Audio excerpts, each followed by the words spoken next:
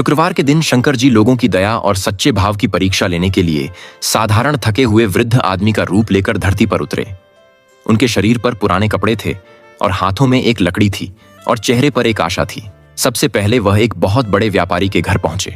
घर के अंदर पार्टी चल रही थी और तरह तरह के पकवान लोग खा रहे थे। शंकर जी ने विनम्रता से कहा, बेटा मुझे बहुत भूख लगी है, मैंने कई दिनों से कुछ नहीं खाया, क्या मुझे कुछ मिल सकता है? भगवान भला करेंगे। व्यापारी ने चिढ़ते हुए कहा, यह कोई धर्मशाला नहीं है, तुम जैसे लोगों को यहाँ किसने आने दिया? निकलो यहाँ से। और उसने अपने नौकरों से कहकर शंकर जी को धक्के मारकर बाहर निकलवा दिया। शंकर जी शांत रहे और आगे बढ़ गए। फिर शंकर जी एक बहुत बड़ी कपड़े की दुकान में पहुंचे। दुकान के अंदर बहुत सारे रंग बिरंगे कपड़े थे और लोगों की भीड़ थी। शंकर जी ने हाथ जोड़कर कहा, बेटा मेरे कपड़े बहुत मैले और फटे हुए हैं, क्या मुझे एक कपड़ा मिल सकता है? भगवान भला करेंगे।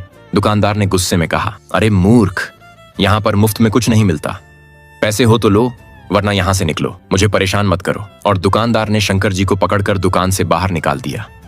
शंकर जी मुस्कुराते हुए आगे बढ़ गए।